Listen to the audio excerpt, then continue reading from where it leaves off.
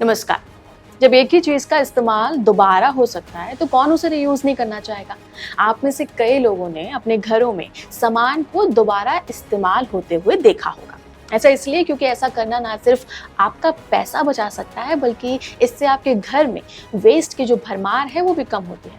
अब यही सोच भारतीय घरों से निकलकर अंतरिक्ष अनुसंधान केंद्र यानी इसरो तक पहुंच गई है। जी हाँ, अभी हाल ही में इसरो ने तीसरी बार रीयूजेबल लॉन्च व्हीकल यानी पुष्पक की सक्सेसफुल लैंडिंग की है।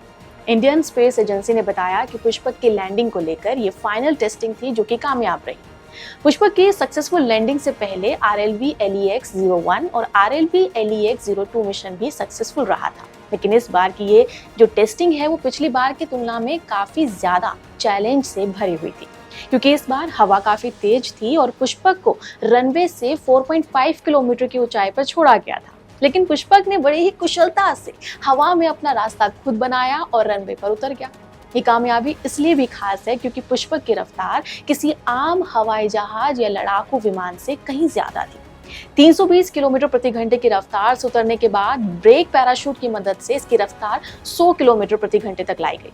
चैलेंजिंग कंडीशन में ऑटोनॉमस लैंडिंग कैपेबिलिटी का भी प्रदर्शन किया गया और पुष्पक ने तेज हवाओं के बीच एडवांस ऑटोनॉमस कैपेबिलिटी का इस्तेमाल करते हुए सटीक हॉरिजॉन्टल लैंडिंग की। आपको बता दूं कि जब पुष्पक को हेलीकॉप्टर से छोड़ा गया था तब उसकी लैंडिंग वेलोसिटी 320 किलोमीटर प्रति घंटा से ज्यादा पहुंच गई थी। ये वेलोसिटी कमर्शियल एयरक्राफ्ट की 260 किलोमीटर प्रति घंटा और फाइटर एयरक्राफ्ट की 280 किलोमीटर प्रति घंटा की वेलोसिटी से कहीं ज्यादा है।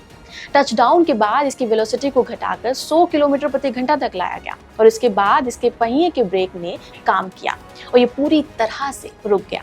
जमीन पर चलते हुए पुष्पक ने अपने आप ही बैलेंस बनाए रखा और रनवे पर सीधा चलता गया। खैर, जिन लोगों ने रीयूजेबल लॉन्च व्हीकल का नाम पहली बार सुना है, मैं उन्हें बताना चाहूंगी कि इसरो का रीयूजेबल लॉन्च व्हीकल नासा के स्पेस शटल की तरह है। स्पेस मिशन में दो बेसिक चीजें होती हैं, रॉकेट और उस पर लगा हुआ स्पेसक्राफ्ट। रॉकेट का काम स्पेसक्राफ्ट को अंतरिक्ष में पहुंचाना होता है।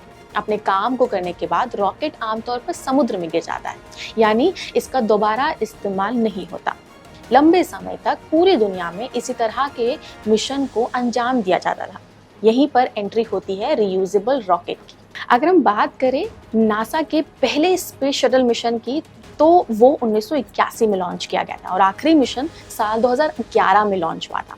इसके बाद नासा स्पेस स्टेशन तक एस्ट्रोनॉट को भेजने के लिए रूस सोयूज स्पेसक्राफ्ट का इस्तेमाल करने लगा। हालांकि अब private space agency space x के स्पेसक्राफ्ट से एस्ट्रोनॉट को स्पेस तक पहुंचाया जाता है और वापस लाया जाता है। नासा की ये स्पेस शटल टेक्नोलॉजी दुनिया की पहली रीयूजेबल स्पेसक्राफ्ट टेक्नोलॉजी है। नासा के पास पहला अंतरिक्ष यान भी है जो कि बड़े सैटेलाइट को ऑर्बिट में और ऑर्बिट से बाहर ले जा सकता है।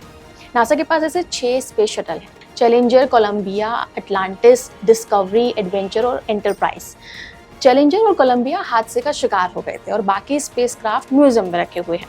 एंटरप्राइजेस ने कभी भी उड़ान नहीं भरी है। रियूजेबल रॉकेट के पीछे का आइडिया स्पेसक्राफ्ट को लॉन्च करने के लिए इस्तेमाल किए जाने वाले अल्ट्रा एक्सपेंसिव रॉकेट बूस्टर को रिकवर करना है, ताकि फ्यूल भरने के बाद इनका फिर से इस्तेमाल किया जा सके। दुनिया के सबसे अमीर कारोबारी एलन मस्क की कंपनी स्पेस एक्स ने सबसे पहले 2011 में इस पर काम करना शुरू किया था। 2015 में मस्क ने फॉल्कन 9 रॉकेट तैयार कर लिया जो कि रीयूजेबल थे। ऐसे में सवाल आता है कि इसरो का ये व्हीकल कब तक तैयार हो जाएगा। तो आपको बता दूं कि इसरो ने सबसे पहले मई 2016 में इसकी टेस्टिंग की थी और इसका नाम हाइपरसोनिक फ्लाइट एक्सपेरिमेंट था।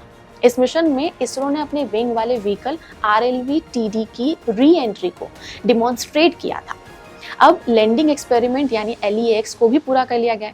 फिलहाल आने वाले दिनों में रिटर्न टू फ्लाइट एक्सपेरिमेंट और स्क्रैमजेट प्रपल्शन एक्सपेरिमेंट को कंडक्ट किया जाएगा। ऐसे में एक्सपर्ट्स को उम्मीद है कि इसरो का व्हीकल 2030 तक उड़ान भर सकने में कामयाब होगा।